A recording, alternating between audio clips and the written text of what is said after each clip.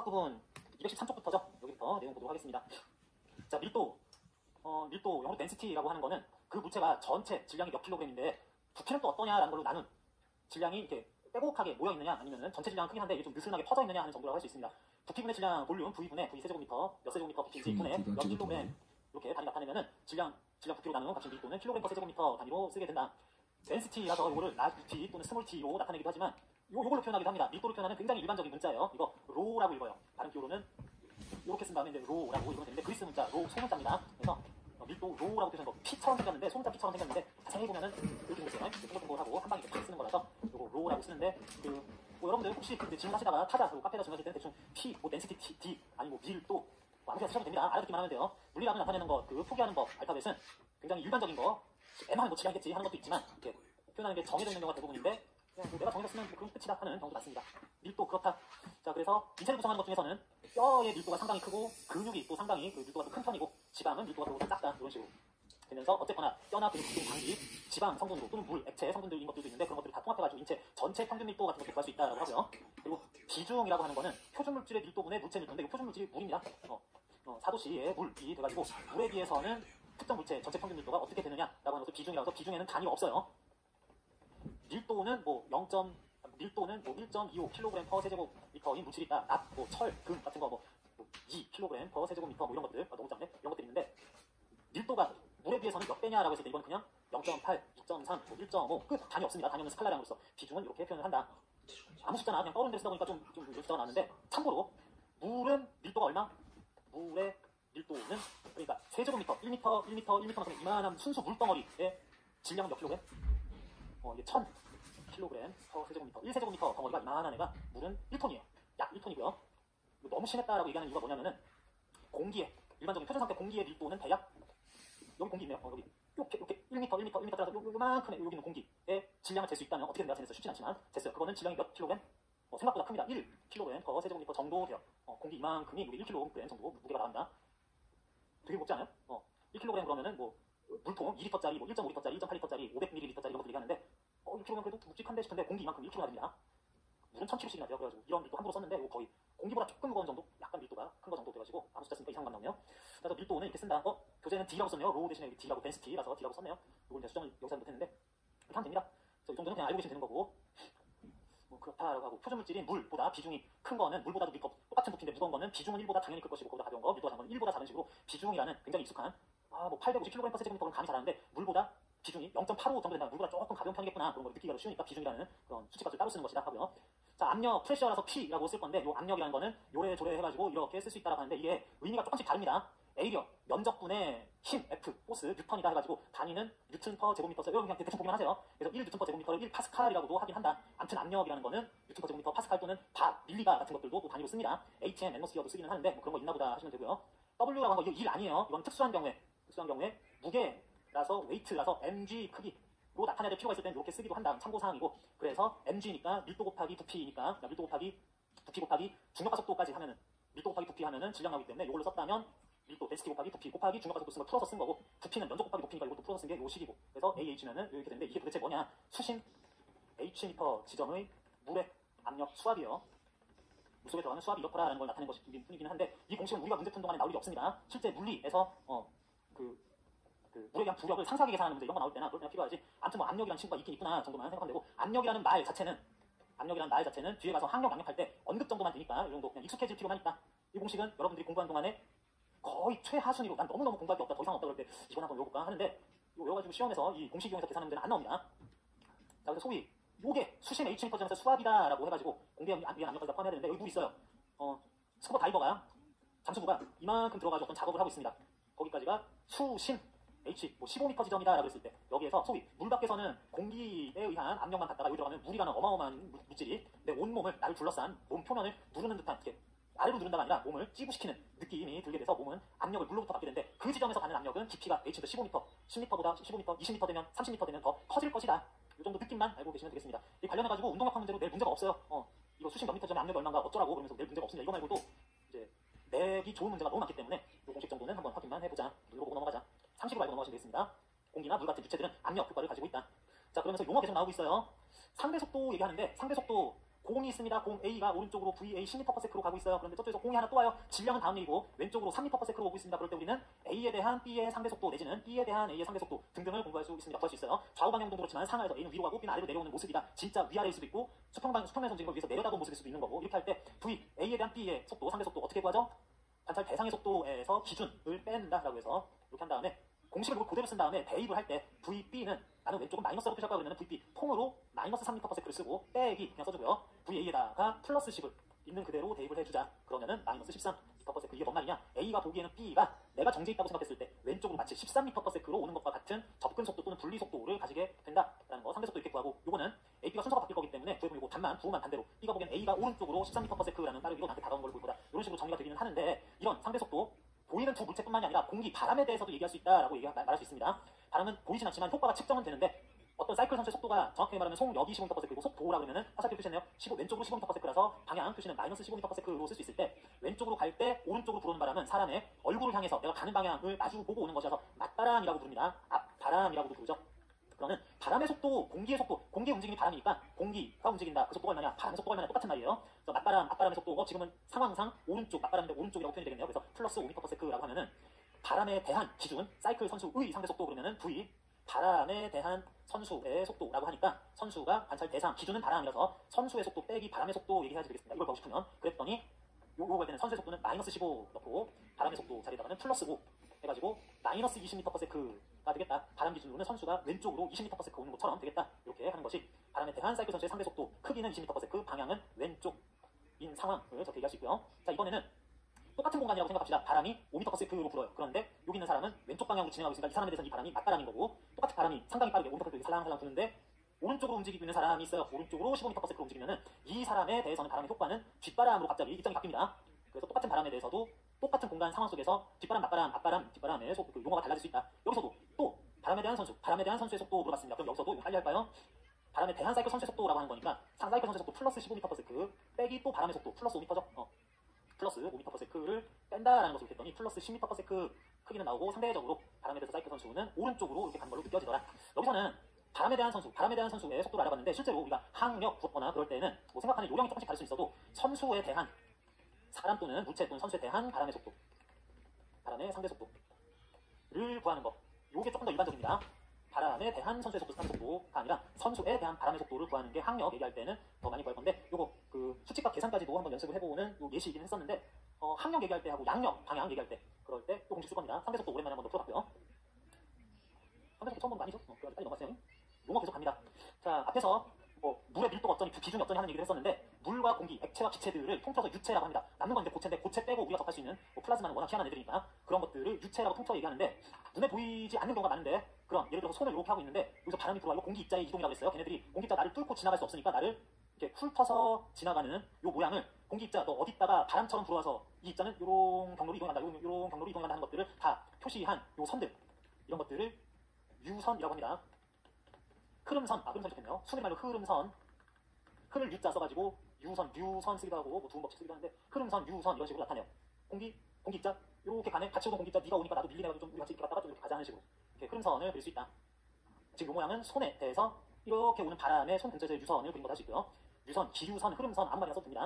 한 번만 보시고요. 그랬을 때 공이 있는데 공에 대한 주변 공기 입자들의 흐름의 방향, 공기 입자가 여기 있다가 지나갑니다 한 다음에 이렇게 가는 모양은 또 이렇게도 그려지겠구나. 그런 것들이 나왔는데 그 유선, 흐름선, 기유선이라는 용어도 한 번만 보시는데 여기에 정상류라는 것과 난류라는 말을 구분을 하고 있습니다. 정상류, 측류라고도 얘기하고요. 지금 얘기하는 용어들은 그냥 문제에서 서술될 수는 있어도 이걸 뭐라 그러느냐라는 게 시험 문제로 출제될 확률은 높지 않습니다. 그 다른 말로 부르는 것도 많이 있어서. 근데 측류, 정상류, 뭐라고 부를래? 기유선, 유선, 흐름선. 난류는 조금 중요합니다. 난류는. 자, 측류, 그러니까 똑같은 흐름선인데 정상류, 측류는 뭐냐? 이거 쭉 조사를 해봤더니 이게 손이 이렇게 생겼어도 너 공기자 어떻게 갈래? 이렇게 갈 건데요. 너 어떻게 갈래? 이렇게 갈 건데요. 하면서 그냥 매끈하게 가요. 이런 거를 그 측류 또는 정상류라고 한다. 매끄럽고 평행한 유체는 층, 유선 모양 이런 거 측류라고 하고요. 난류는 뭐냐? 엉망진창 어지럽게 돌아가는 걸 난류라고 하는데 요거 측류예요. 요거는 일종의 측류라고 할 수 있는데 요 부분이 뭐냐면 갑자기 이런 예쁜 화살표가 여기에서 이상한 화살표들이 좀 이렇게 있습니다. 이렇게 되는 이런 화살표들이 있습니다. 요즘 어떤 공기 입자는 여기까지 쭉 가다가 여기서 갑자기 턱 튀어나와서 이렇게 가다가 다른 공기 입자랑 이렇게 섞이고 해가지고 전체적인 흐름에서 벗어나서 이렇게 막 그렇게 난답한으로 가다가 여기서 왔다 갔다 하면서 이 안에서 좀 머무르는 애들도 있고 예측할 수 없는 난답한 모양으로 흘러가는 요 모양의 그 흐름을 터뷸런스 난류라고 얘기합니다. 그래서 난류는 이렇게 흐름선이 끊기면서 연소적으로 끊겨가지고 지 혼자 여기서 왔다 친구, 이렇게 도는 친구, 저렇게 도는 녀석, 이런 것들이 나타나는 부분. 저 흐름을 통칭해서 난류라고 부른다. 자, 그래서 유체가 물체 주변을 운동하는 동안에 공기죠. 지금 같은 경우에는 물일 수도 있는데 공기가 물체가 인접한 유체층이 섞이는 현상, 여기 있던 공기 입자들이 섞이지 않고 이렇게 좀 모였다가 다시 벌어지는 이런 게 아니라 여기 어떤 특정 애들이 가다가 위해서 삐져나와서 지금 요래 섞이고 많이 하는 그런 현상, 이런 걸 난류라고 얘기한다. 물체 표면이 거칠면 그러면 이런 난류가 더 큰 영역에서 여기서도 보이고 저기서도 보이고 이렇게 보이고 저기서도 보이고 하더라. 이게 난류라는 용어입니다. 그렇다. 이게 난류가 결국에는 항력을 만드는 주요 요인이다라는 것도 여기서 얘기할 거예요. 자, 그리고 부력이라는 거는 부자가 125쪽, 215쪽에 나오는 내용이네요. 부력이라고 하는 것은 부자가 뜰 부자예요. 경기 부양, 공중 부양, 다 부양네. 그런 뭘 띄운다라는 뜻을 가지는 띄우는 힘이 부력입니다. 공기 중에도 공기의 부력은 있지만 일반적으로 물 얘기해요. 어떤 물체가 물 속에 들어가는 우리는 일상생활 속에서 공기 중에서는 공중 부양 못하죠. 발바닥 항상 밑에 땅이 꺼져서 금속도 떨어지기도 하는데 물에 들어가면 어떻게 돼요? 물 바닥이 어떻게 된다고 해서 헤엄쳐서 마치 나는 듯이 땅에 발 안 대고도 이동을 할 수가 있는 거. 물이 나를 띄우기 때문이다라고 하는데 그 물이 나를 띄우는 힘의 크기 내지는 방향 이런 것들을 부력이라는 중력, 수직항력, 마찰력 등등에 이어서 앞에서는 몇 가지 용어 공부했고 새로운 힘이 드디어 나왔어요. 시험에는 거의 안 나오는 부력이라는 게 나왔다.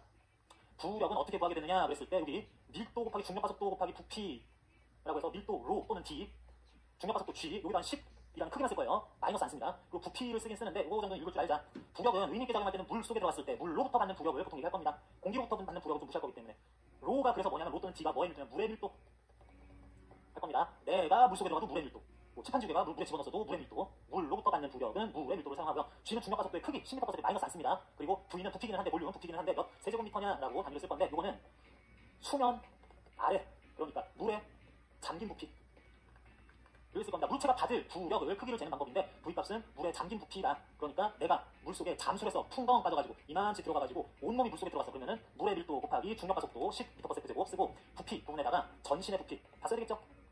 머리, 팔, 다리, 몸통 부피 이만큼이란 거 다 곱하면은 그만큼의 크기로 몇 뉴턴 하는 크기로 요거 단위 잘 곱하면 여기 뉴턴 단위가 나와요. 그런 크기로 부력이 가해지는데 부력 새로운 힘이라고 했습니다. 벡터량이겠네요. 방향은 예외 없이 무조건 중력 반대 방향이 연직 방향. 사람이 어떻게 기울어졌는지 뭐 몸이 일부 물 밖으로 떠 있는지 현재 어떻게 돌아가고 가속도 날 모르겠고 그냥 무조건 연직 방향.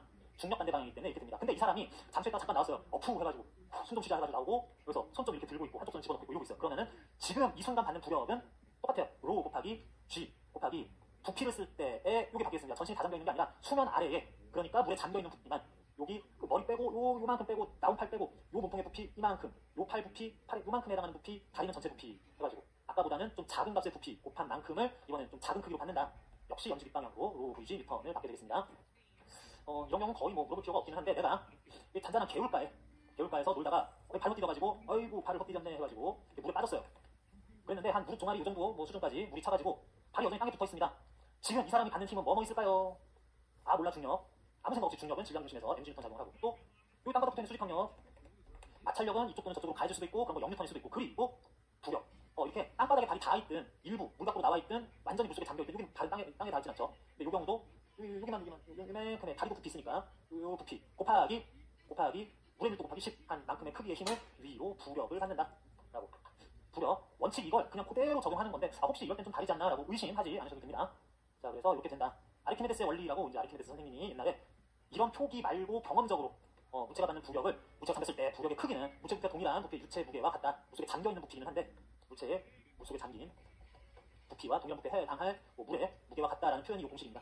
참고만 하시고요. 부력 곱하고 이렇게 하는 건 잘 안 나왔어요. 부력은 수직 윗방향으로 작용한다. 정도 참고하면 되겠습니다. 자, 그래서 무게라는 말은 중력하고 같은 말인데 사람이 수면 위에 일부 몸이 드러나기도 하고 일부는 이렇게 들어가기도 한 채로 현재 헤엄치고 있는 것 같습니다. 무게, 그러니까 중력은 아래로 가진다면 부력은 당연히 무조건 위로 가진 거 일단 표현만 해봤어요. 그래서 이러저러 하다라고 하는 것들. 중력의 작용 방향, 부력의 작용 방향 한번 확인만 해봤다. 이거 뭐 문제로 응용될 그런 여지도 없는 거고요. 똑같은 말 이렇게 써봤고 참고사항들, 이런 인체 구조에 대한 얘기들도 210쪽에서 서술하고 있습니다. 부심과 경심이란 말이 있는데 경심이란 말은 물리에서도 거의 안 써요. 거의 안 쓰고 문제에서 출제된 가능성은 굉장히 낮습니다. 그래서 경심은 여러분 여기 216쪽에 조금 복잡한 그림도 있기는 한데 이거 뭐 눈여겨보지 않으셔도 되고요. 이거 말고도 운동력 항제 뭐 출제 급한 문제들이 뭐 수두룩합니다. 그래서 경심은 아실 필요 없고 부심은 그냥 용어 자체보다는 자 부력은 오랜만에 나온 중력, 수직항력, 마찰력 말고 오랜만에 나온 전혀 새로운 힘이죠. 그랬을 때 힘 중에 하나네. 실제적인 힘 중에 하나네. 그러면 물체 분석할 때 부력도 넣어야지 그랬을 때 힘의 사면서 크, 방, 작 중에서 크기는 로Vg, 뉴턴, 방향은 맨날 위쪽 방향인데 작용점이 어딜까요? 그랬을 때 작용점을 부력작용 중심이라고 해서 부심이라고 한다면 부력작용점이라고 생각을 하겠습니다. 부력작용점은 어디냐? 아까 전에 잠시 공부에서는 자 개울가에 사람이 다리가 일부 잠겨있다라고 그랬을 때 그럼 부력을 받는 부분은 수면 아래 잠겨있는 부분만큼이다.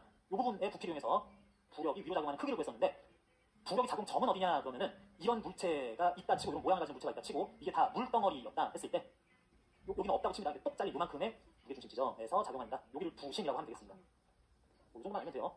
수면 위는 부력하고 아무 상관없는 애들이고, 수면 아래 들어가 있는 물체, 그거 한번 나름 잘라서 그려보자 한 다음에, 그만큼만 잘랐을 때는 물체가 좀 여기쯤이 작용점일 것 같아. 부력 작용점 부심, 이렇게 생각하면 되겠어요. 그런 내용입니다. 이 그림, 부심, 경심 이런 얘기 나오는데, 부심이 중요하고요. 기울어졌을 때 이런 이 경심이라는 말이 그 배의 경우에만 어느 정도 그 상황을 좀 빠르게 해석하는데 용어가 쓰이기만 할 뿐이지, 뭐 운동학에서 쓸 말이 별로 없습니다. 그냥 부력하고 중력, 작용점, 크기 찾고, 그래서 토크 구하고 그러기만 하면 돼요. 자, 그래 되고, 요 문제 같은 요 상황 같은 경우에는 사람이 중력과 부력을 받는데, 지금 이 사람이 어떤 힘을 받는지 그 모양이 그 부력 작용점과 중력 작용점 전체 질량 중심점이 좀 불일치하고 있습니다. 그랬을 때 그 결과 몸이 어떻게 되겠느냐 등등을 얘기를 하고 있는데, 이게 그림 상황이 좀 부정확합니다. 이럴 때 고려할 상황이 더 많은데 라고 생각을 해야지 되는데, 사람 인체 구조에 따라서도 다르기도 하고요. 자, 이런 식으로 떠 있을 때, 만약에 상황이 조금씩 다른데, 만약에 현재 그럼 사람 전체가 받는 중력은 얼마가 있다, 그리고 사람이 여기는 물 밖으로 나와 있는 머리 부분 있고, 나머지 조금 그렇다 보니까 요 발끝 부분 이런 것도 다 제외했더니, 물 속에 들어가 있는 부분의 질량 중심이라고 할 부분은 머리 자르고 막 코 베고 발끝 자르고 해가지고 나머지의 질량 중심은 여긴데요. 그래가지고 그럼 부력 여기서 작용이 항상 위로 했는데, 두 힘의 크기는 적절하게 똑같지 않아도 괜찮습니다. 이렇게 됐다면, 자, 이 사람이 일단 현 자세를 유지하면 회전을 할 것 같아요. 회전을 할 것 같습니다. 시계 반시계 방향으로 회전할 것 같아요. 어느 방향으로 회전할 것 같아요? 반시계 방향일 것 같지 않아요? 자, 그걸 어떻게 따지느냐? 회전축이 무게중심이냐 부력 작용점이냐 무게중심이냐 부심이냐 하는 거는 크게 신경 쓸 필요 없습니다. 자, 만약에 나는 회전중심을 부심이다라고 한다면은 이 회전축에 대한 부력에 대한 토크는 얼마? 0Nm. 여기서 바로 가진 게 부력이니까 모멘트가 0이라서 0Nm. 그럴 때 요 조금 왼쪽 그림상 왼쪽에서 아래로 가진 중력의 토크는 어느 방향일 것 같아요? 시계 반시계 방향? 반시계 방향일 것 같잖아요. 그렇게 따질 수도 있고. 다음, 그래도 회전중심은 전체 무게중심이지 하면서 전체 무게중심, 사람의 질량중심점에다가 회전축을 두면은 두 개 힘 가졌을 때 중력의 토크가 0, 그거보다 조금 오른쪽에서 위로 가진 부력에 대한 토크가 역시 반시계 방향 나와버려요. 그래가지고 이런 식으로 잠겨있는 질량중 여기쯤 있는 사람은 이 자세를 유지할 경우 전체적으로 반시계 방향으로 돌아간다라고 하는, 이렇게 된다는 사실 변함이 없습니다. 그래서 회전축을 어디라고 볼 것이냐 이거 중요하지 않고, 이렇게 하면은 다리 내려가고 머리 조금 들리는 이런 식의 모양을 가질 텐데 하고 생각할 수 있습니다. 자, 그래서 이거는 그런 것들, 그 다리가 좀 내려간 모양이, 요 화살표가 이거 내려갈 건데요, 머리 조금 올라오고 이렇게 될 건데요 라는 거 보여주는 그림이 되겠고요.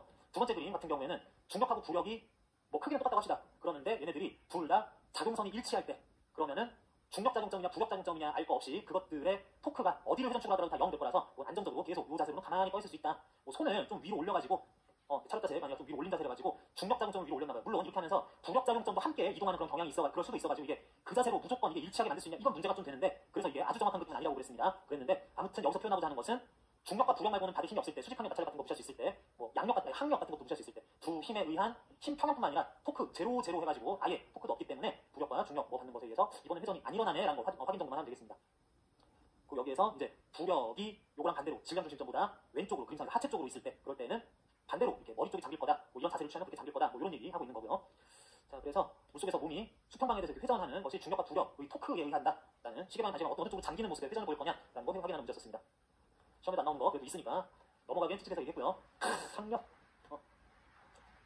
항력은 꽤 중요합니다. 항력 2006년에 여러분 뭐 하셨어요? 그죠? 항력 양력하는 거 2006년에 완전 아닙니다. 양력하고 엮여가지고 지금 여기에서만 그렇게 얘기를 한 거지, 항력하고 양력은 좀 엮이면서 애매하게 섞여가지고 은근히 좀 나오는 문제인데, 여기다 하나 써놨네요. 자, 항력이라고 하는 것은 진공 공간에서는 발생하지 않는데 유체 속에서, 앞에서 부력은 그래도 공기에 의한 부력은 무시하면서 물속에 들어갔을 때만 물에 의한 부력을 상상했었는데, 항력은 유체 전체, 여기서 공기도 포함하는, 그래서 우리는 일상생활에서 움직이다가 공기에 의한 소위 공기저항이라고 하는 항력도 의미 있게 받더라, 꽤 많이 받습니다. 항력, 유체 속에서 물체가 추진하는 반대 방향으로 작용하는 힘이다. 운동 속도를, 변화를 유발하는데 이게 항상 제동력으로만 작용하는 건 아니다. 그래서 추진하는 반대 방향까지는 아니기는 한데 뭐 일반적으로 뭐 이런 경우들이 많다라고 합니다. 항력의 크기를 얘기하는 것에 이렇게 나타나는 공식도 있고요. 이 공식 말고도 쓸 수 있는 표현들이 몇 가지가 더 있어요. 뭐 제일 많이 쓰는 공식이 뭐 따로 있고 뭐 그렇기도 하는데, 있거나 말거나 여러분들 이건 그냥 외우는 공식 아닙니다. 외우는 거 아니에요. 각각의 문자들이 뭘 의미하는지를 좀 더 풀어서 쓸 수도 있고, 뭐는 생략하면서 쓸 수도 있고, 뭐는 상수 취급할 수도 있는 식으로 해가지고 모양이 상당히 많이 달라지기 때문에 이 항력이라는 것은 일단은 뭐 이런 공식이 있긴 있는데 하나만 좀 주의해도 되겠습니다. 나머지는 한번 되게 여러 가지의 영향을 받는구나 싶긴 한데, 유체 물체 간의 상대 속도 제곱에 비례한다. 아무튼 요거는 크면 클수록 속도가 빠르면 항력은 커진다라고 요거 하나만 기억해도 되겠습니다. 항력을 영어로 드리프트 포스라고 해가지고 F 드리프트 해가지고 FT라고 표기하는 경우들이 굉장히 일반적으로 많이 있어요. 그냥 생 힘이 아니라 FT라고 표현하는 경우들도 상당히 많다. 자, 그래서 관련한 얘기로서는 스카이다이빙을 할 때 원래는 사람이 떨어지면 한없이 중력과 속도, 다른 힘이 안 받는다면 중력과 속도로 빨라지고 더 빨라져야 되는데 그렇게 해서 빨라지다 보면 처음엔 잘 못 느꼈던 바람이 불지 않을 때 사람이 내려가게 되면은 사람에 대한 상대적인 바람이 점점 거세게 내가 빨라질수록 위로 부는 듯한 효과가 나타나기 때문에 내가 떨어지지만 바람이 위로 부는 효과가 나타나면서 그에 의한 내가 빨라질수록 바람의 속도가 나에 대한 바람의 상대 속도가 점점 빨라지면서 커지면서 공기가 나를 위로 떠받쳐주는 항력이 점점 커집니다. 그래서 중력만 받는 줄 알았는데 의미 있게 이제 항력도 받기 시작하네라고 하다 보면은 중력보다 작은 힘을 날로 받거나 아주 극단적으로는 중력과 크기가 같은 항력을 위로 받게 되면은 사람이 낙하하는데 속도가 일정하게 떨어지긴 한다. 낙하하면 점점 빨라지는 게 당연할 줄 알았는데 지금부터는 더 빨라지지 않네 하는 속도에 이르기도 한다. 그때 속도를 종단 속도라고 얘기하면서 우리 물리학과 일반 물리에서는 요거 미분 방정식 풀면 종단 속도 값의 97%에 도달하는 건 몇 미터 퍼 세컨드냐 이런 것도 풀기도 합니다. 근데 스카이다이빙 무식하게 떨어지는 게 아니라 종단 속도라고 해서 어느 정도까지 빨라진 다음에는 일정한 속도로 낙하하는 그런 속도도 발생하는구나. 이 정도만 알고 계시면 되겠습니다. 사람에 대한 공기, 바람의 상대 속도의 직구에 비례한다. 아무튼 비례한다라고 하는 것만 기억을 하시면 되겠어요. 자, 그래서 그런 지금 요새 얘기하는 항력, 공기에 의한 항력, 공기에 의한 저항력 이런 것들이 다 똑같은 말로 쓰일 건데 바람이 불면 그 바람이 부는 효과까지 다 포함한 겁니다. 그러면 공기가 나를 미는 것 같은 힘, 그런 거 항력으로서 유체 마찰이라는 용어가 나옵니다. 어디가냐 218쪽에 좀 하단부에 유체 마찰이라는 얘기가 나오고 뒤에 가면 항력의 유형 나오는데 이게 그 말이기는 한데 유체 마찰이라는 거는 표면 항력하고 좀 더 비슷한 느낌이기는 해요. 그래가지고 이 유체 마찰이라는 현상은 유체가 어떤 물체를 쓸고 지나가다 보니 가하는 일종의 마찰력 같은 식으로 작용하는 힘이다 정도만 아셔도 되겠습니다. 항력은 약간 느낌이 달라요. 완전 생 항력은 공기 같은 분자가 나한테 내가 가다 보니 공기가 오는 것처럼 해가지고 부딪혀서 나를 밀어내는 힘이라면 유체 마찰은 나를 쓸고 가는 느낌이기는 한데 그거를 이제 항력 중에 또 표면 항력으로 얘기를 합니다. 자, 말이 이렇게 복잡한 거는 무슨 뜻이에요? 뭐가 말이 복잡하고 용어도 좀 정리가 안 되는 느낌이 있어서 시험에 안 나오겠다는 얘기죠. 그래가지고 이런 거 있나 보다. 눈으로 찍고만 넘어갑니다. 시험에 나올 가능성 상당히 적다. 내용만 보면은 물체가 유체에서 비교적 느린 속도로 운동을 할 때 측류에 의한 유체 마찰력 발생해가지고 측류, 나를 쓸고 지나가는 공기가 기본적으로 마찰력 같은 힘으로 나에게 영향을 주기도 하더라. 요거를 이제 표면 항력이라는 걸로 용어를 바꿔서 얘기를 합니다. 그 힘의 크기는 적당한 상수 곱하기 속도에 비례할 때도 있고 속도 제곱의 크기에 비례할 때도 있습니다. 자, 요거는 속도가 빨라지게 되면 난류 영향이 더 생기면서 나타난다라고 하는데 그냥 일반적인 항력 중에 이렇게 떼어서 부르는 거다라고 생각이 되겠어요. 자, 읽긴 했습니다. 근데 넘어갈 거예요. 하나 중에요. 뒤에 나오는 항력하고 이제 같이 얘기할 때 그 말이 그 말인 것이 좀 섞여 있을 건데 작용하는 상황마다 또는 학문마다 부르는 용어가 달라질 뿐인 거다 하면 되겠습니다. 아까 얘기했던 고온이나 유선형으로 생긴 물체가 왼쪽으로 이동을 한다라고 했을 때 공기가 이걸 스쳐 지나갈 때 상대적으로 느린 상황에서는 자, 여기 형성된 요런 유체 흐름 저 모양 뭐라고 불러요? 전반적으로 정상류 또는 측류라고 합니다. 여기서는 어때요? 유선형 모양인 거? 이것도 또 측류 형성성 잘 돼 있습니다. 근데 똑같은 공이 티는 안 나지만 빨라져 버리면 빨라져서 상대적으로 공기도 빠르게 가게 되면은 갑자기 이게 난류층이 생기기도 해요. 야, 니네 아빠는 이렇게 쓱 잘 지나갔잖아. 근데 지금은 쓱 하다가 해서 난 여기서 좀 머물러야 돼 하면서 돌고 있는데 왔다 갔다 하는 그런 공기 입자들이 생기기 시작을 한다. 그래서 이런 난류 형성 지역이 생기기도 합니다. 이런 난류 형성 지역은 이 부분에 압력이 다른 지점보다 감소하는 그런 경향들이 좀 있습니다. 그래서 이것에 의해서 이제 그 본격적인 우리가 일반적으로 얘기하는 항력, 가장 강력하게 나타나는 항력 효과가 나타나기도 할 거고요. 물체 모양만이 문제가 아니라 상대 속도도 또 문제가 되더라. 이런 친구도 갑자기 이렇게 좀 기울어진 상태가 되면은 이렇게 아주 빠르지 않아도 상대적으로 저 속에서도 모양이 개판이 되면은 여기서 난류가 또 형성이 될 수도 있다. 좀 그 상식이라고 생각하고 공기가 이렇게 제멋대로 난류 형성이 아무래도 되겠구나 이 정도만 기억하시면 되겠습니다. 한 번씩은 봐야 되는 내용인데 설명을 안 할 수는 없어서 하는 건데 시험에서는 잘 안 나옵니다. 거의 안 나와요. 횡단면적과 표면적, 자, 똑같은 물체입니다. 똑같은 물체인데 이렇게 납작하게 생겼을 때랑 바람이 들어오는 방향에 대해서 이렇게 서 있을 때 뭔가 공기 저항을 받는다면 A하고 B 중에 어디가 더 많이 받을 것 같아요? B요. 그 느낌을 용어로 정리한 게 이 내용이에요. 자, 어떻게 얘기하냐? 이 모양인데도 불구하고 공기나 유체가 흘러오는 방향이 있을 때 그의 수직인 면적을 구합니다. 공기가 흘러오고 있을 때 그의 수직인 방향으로 여기부터네, 여기까지네 했을 때 이렇게 이 공기의 흐름 방향에 대한 상대적인 수직으로의 자른 부분의 면적, 실제는 여기 이제 부피가 있을 거니까 그 면적이 그걸 단면적, 횡단면적이라고 얘기하는데 이럴 경우 횡단면적이 클수록 지금 얘기하고는 그 유체 마찰이라고 얘기하는 그냥 항력이랑 똑같은 말을 생각해도 돼요. 그게 더 크다. 그럴 줄 알았어 라고 하는 것들 그대로입니다. 여기서 벌써 그냥 항력이라는 뜻을 쓰고 있고 양력은 이쪽 방향이요 라고 하는 것도 얘기하고 있습니다. 양력은 뒤에도 한번 나오니까 그렇게 하고요. 항력은 지금 얘기하는 게 좋겠네요. 이런 식으로 유체 마찰이라는 표현 그냥 항력하고 똑같은 말을 생각했을 때 자, 항력 대강 크기는 바람이 세게 불수록 빠르게 불수록 크겠구나. 내가 바람이 들어온 방에 대해서 단면적이 작을 때보다 단면적이 클 때가 더 큰 항력을 받겠구나. 그냥 그렇게만 해도 됩니다. 항력의 크기를 구하여 이런 문제 안 나와요. 앞에서 공식 안 쓴다고 했죠. 그런데 항력의 방향은 되게 중요하죠. 항력의 방향은 어디? 왼쪽, 오른쪽, 위쪽, 아래쪽 이런 걸 나타내거나 문제에 따라서는 4시 방향, 7시 방향 이런 말들도 쓰는데 항력의 방향은 어느 방향? 상대속도 방향인데 어떤 상대속도 방향? 앞에서 그 상대속도 한 거예요. 물체 또는 사람에 대한 공기 또는 바람, 물의 상대속도 하면은 그림상 좌우 방향, 상하 방향 이런 것도 나타날 수 있는데 요거 아무튼 바람 또는 공기의 절대속도 빼기 사람 또는 물체의 상대속도 이렇게 한 다음에 좌우 상하 부분에서 부호까지 넣어서 여기 넣고 계산 정확하게 하면은 좌우 방향에서 오른쪽으로 플러스인데 플러스 10m/s 이런 거 나오겠죠. 그랬으면은 그 방향 그대로 항력 방향이다 라고 하면 되겠다. 자, 두 가지 그냥 상상만 해도 돼요. 바람이 안 불어요. 여기 공기가 그냥 가만히 있습니다. 그런데 내가 여러분들 보시기에 어떤 사람이 오른쪽으로 가고 있어요. 근데 먼저 가면서 항력 받습니다. 항력 어느 방향으로 받아요? 저쪽으로 받겠죠? 느낌으로 할 수 있는 그거를 식으로 쓰면 그대로입니다. 공기의 속도 뭐라고 했어요? 제로라고 했습니다. 이 사람의 속도는 여러분들 보기에 오른쪽으로 플러스 5m/s 이런 거 보이겠죠? 그러면 0 빼기 플러스 5면 마이너스 5m/s 이런 거 나오겠죠? 마이너스 나오면 마이너스 뭐라는 뜻이야? 왼쪽이라는 얘기죠. 그러니까 뭐 정해진 공기에 내가 이렇게 가면은 내가 받는 항력은 왼쪽을 향해요. 내가 받는 방향 이쪽이네. 그걸 식으로 쓴 건데 여러분 느낌 그대로입니다. 경우에 이럴 수도 있어요. 내가 서 있어요. 나는 가만히 서 있습니다. 근데 태풍이 와도 바람이 확 불어요. 바람이 이렇게 왼쪽을 향해 진짜 바람이 불어요. 20m/s 이렇게 붑니다. 그러면 내가 받는 항력, 나의 속도는 가만히 있죠. 0m/s. 근데 공기가 속도가 어떻게 표현이 돼요? 20m/s 그러면 마이너스 20m/s 되겠죠. 마이너스 20 빼기 제로하면 마이너스 20 나오죠. 그거 그대로 왼쪽, 마이너스 20 뭐야? 내가 그럼 이 상황에서 왼쪽으로 바람이 나를 밀겠구나 이런 식으로. 이제 나도 움직이고 바람도 불 때, 나도 움직이고 바람도 불 때, 비스듬하게 움직이는데 바람이 불 때 이럴 때는 상대 속도 그대로 또 생각해 주시면 되는데 기본적으로는 이렇게 상대 속도, 나에 대한 내가 항상 기준이 내가 받는 힘이니까 나에 대한 공기 또는 물, 유체의 속도, 바람의 속도, 상대 속도, 방향 계산한 거 똑바로 써주자라고 하면 항력 방향 되겠습니다. 그래가지고 뭐 유체 저항이 어쩌고 압력이 어쩌고 뭐 상대 속도가 어쩌고 유체 마찰, 유체 저항, 항력 여러 가지 용어 나오면 다 똑같은 말이라고 생각하시면 됩니다. 자, 그리고 이제 항력의 유형 그래가지고 항력이 왜 발생하는지에 대해서 차라리 앞에 유체 마찰이라는 말은 그냥 항력 설명을 그냥 모아서 앞에서 한번 했다고 생각하셔도 됩니다. 이게 서로 다른 조금씩 차이가 나는데 막 구분해서 외워야 되는 그런 힘이 아니에요. 이렇게 볼 때도 있고 저렇게 볼 때도 있는데 유체 마찰이라는 유체 마찰력, 유체 마찰이라는 표현은 사실 그냥 항력이라고 그러지 쓰는 사람이 거의 없다. 자, 그 다음에 항력의 유형 그랬는데 표면 항력, 형태 항력, 우리가 그냥 조파 일단 나오네. 조파 항력 이 정도가 있다라고 하는데 대충 갑니다. 표면 항력, 유체를 그 공기 같은 게 뚫고 지나가다 스쳐 지나가다 보니 쓸고 지나가는 마찰 같은 거 또는 이제 점성이 형성되는 거다. 그렇다 합니다. 그래서 표면의 성질의 영향 자체에 의해서 발생하는 점성 같은 효과에 의한 것이라서 실제 이거 정도는 알고만 넘어가겠습니다. 수영하는데 저는 괜찮아요. 저는 괜찮은데 선수 여러분들 뭐 어마어마하게 그 작은 기량차도 극복해서 이겨야 되는 사람들은 몸에 있는 털 같은 것들 뭐 수영 못 쓰니까 머리털은 괜찮은데 그런 것들 그리 미세하게 이렇게 쓰고 방해하는 것도 0.1초라도 1000분의 1초라도 기록에 영향을 줄 수 있으니까 그런 것도 제거하거나 전신수영복 지금은 전신수영 못 입게 돼 있죠. 그런 것이 실제로 기록에 영향을 많이 미치더라 하는 것이 표면의 모양에 따라 달라진다. 마찰 같은 거다라는 얘기고요. 그거 말고도 스포츠에서 매끄럽고 보면 밀착된 운동복을 착용하는 것도 다 그 때문이다. 최근에 동계올림픽, 동계아시안게임에서 문제가 동계올림픽이었나? 그게 뭐였죠? 하얼빈에서 아시안게임이었나? 그래서 문제된 게 뭐 스키점프가 좀 문제가 된 적이 있습니다. 글쎄 시사적인 것들을 반영해서 시험에 나올지 모르겠는데 거기서 이제 문제돼가지고 실격한 사람이 되게 많아요. 왜? 스키점프에서 그 점프 그 수트로 있는데 이게 그 스키점프는 날아가는 과정에서 항력이 큰 게 좋을 것 같아요? 작은 게 좋을 것 같아요? 멀리 날아가야 되는데 근데 항력을 잘 이용하면은 양력 영향으로 이렇게 바꾸고 어쩌고해가지고 항력뿐만이 아니라 양력 영향이 더 큰 거긴 한데 그래가지고 무작정 공기정을 없애는 게 아니라 몸 이렇게 해가지고 바람을 잘 이용해서 내가 뜨는 효과를 얻을 수 있어가지고 이 규정이 안 맞게 이렇게 몸에서 좀 퍼지면가지고 퍽퍽 하는 게 있으면은 항력이 더 커집니다. 그래가지고 펌프는 안 되니까 야 이렇게 됐을 때 좀 땡겨봐. 다리 헐렁헐렁하네. 이 괜찮아 하는 게 있는데 이거를 그 대측에서 예선 때까지 별말 없다가 결선에서 갑자기 근데 옷이 헐렁해 그래가지고 막판에 이렇게 내가 실격시킨 사람이 되게 많대요. 그래가지고 문제도 되고 그랬는데 그런 경우에는 이제 몸이 좀 헐렁하게 입기도 하지만 뭐 다른 거 스켈레톤 뭐 이런 거 할 때 목소리처럼 속에 들어가는 스켈레톤 그런 거는 완전히 그냥 부착된 쪽쪽이 잘 입어가지고 공기저항 안 받는 것이 항력, 표면 항력 감소 방안이라고 할 수 있겠다.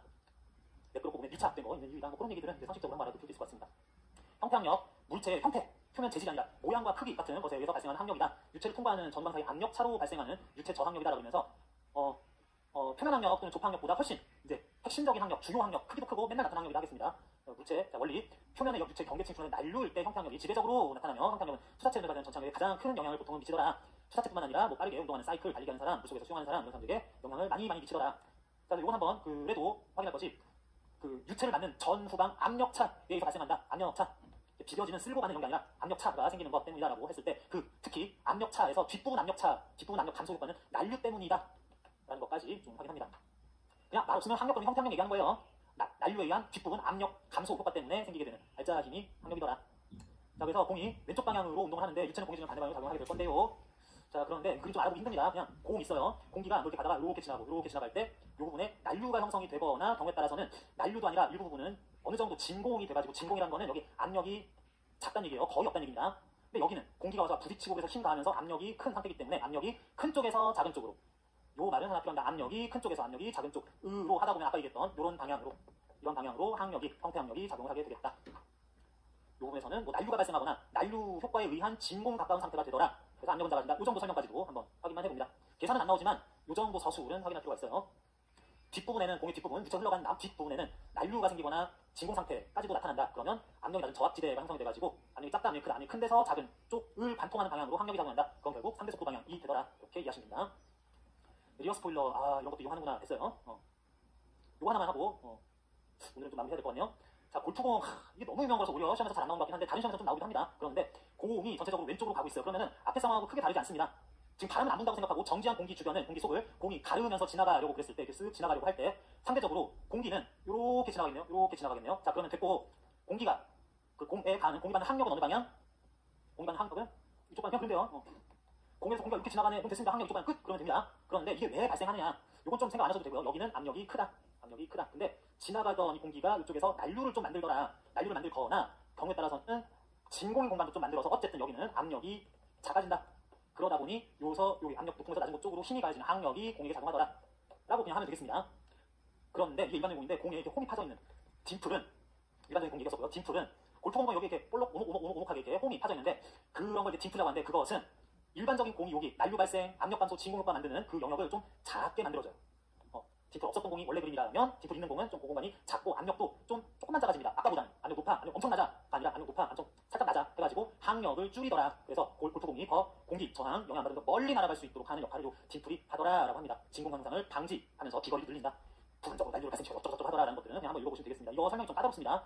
기회가 있으면 한번 말씀드릴 텐데 이거는 설명이 조금 어려워요. 하나만 이제 말씀드리고 우선 마무리할 건데, 자, 너무너무 많은 분들이 앞으로도 이제 한 7, 8개월 동안 남겨서 계속 물어볼 건데, 이 항적이라는 말 물어봅니다. 자, 그 공기 중에서 유체 속에서 지나갈 때 항력을 왜 받느냐, 또는 딤플을, 골프공에 딤플이 없었을 때보다 딤플이 있으면 똑같은 조건 하에서 받는 항력이 작아지는 이유가 뭐냐 그랬을 때, 또는 항력은 왜 발생해요? 라고 했을 때 항적 때문, 또는 발생하는 요인이 뭐냐 그랬어요. 항적 이러면은 어이가 없는 겁니다.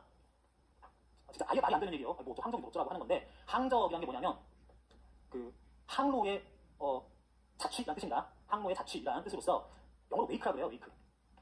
웨이크보드 뭐예요? 웨이크보드? 배 지나간다, 끈 매달고 수상스키라고 하는 거고, 타고 끌려가는 게 아니라 배 이렇게 가다 보면 뒤에 물살이 이렇게 생기죠. 배가 지나간 물을 가르고 지나기 때문에 생긴 그런 파도 등등의 얘 때문에 생긴 뒤에 생긴 흔적, 이거를 웨이크라고 하니까 그걸로 뭐 바다도 아닌데 그걸로 이렇게 갔다 해가지고 막 재밌는 이거를 웨이크보드라고 하잖아요. 항적 수상스키요 말하자면. 그래서 이 항적이기 때문에 항적하고 항력하고 뭐 난류, 진공, 압력하고는 걔네들하고 항적은 아무 상관이 없어요. 아무 상관이 없습니다. 근데 물에서 배가 보트가 지나갈 때도 그런데 공이 지나가다가 우리 눈에 안 보이지만, 가만히 있는 공기가 아니라, 공기가 이렇게 지나가면 눈에 안 보이지만 내가 지나감으로써 공기들이 이렇게 흩어진 거, 이제 그 영향 안 받으면 먼 데 있을 건데, 바로 뒷 이런 데는 물은 눈에 보였어서 그렇지, 물살은 눈에 보였어서 그렇지, 눈에는 안 보이지만 뭔가 그 얘가 지나간 공기 분자 분포의 흔적, 경로의 흔적, 그게 항적이에요. 그래서 그거 어쩌라고 하는 겁니다. 그런데 그런 항적이 형성이 될 때 난류가 좀 이렇게 큰 공간에서 이렇게 난류하고, 여기 또 진공이기도 해라는, 난류 때문에 압력이 낮은데 진공은 진짜 그 빈 공간이라는 뜻이라서 압력이 거의 제로인 지점이어서, 난류에서 압력이 낮은데 난류에서 압력이 거의 제로 파스칼까지 갔어. 그러면 거기를 진공인 지점이라고 조금 더 구분할 수 있는 거지, 주로 난류가 형성된 지점에서 압력이 작아진 그런 공간, 여기는 압력이 큰 공간, 압력 차이에서 항력이 발생한이라고 하는 건데, 이런 난류가 어떻게 발생하겠어요? 얘가 지나가면서 공기를 흩뿌려서 그 흔적들이 있는 공간에서, 항적 지역에서 아무래도 발생하겠죠.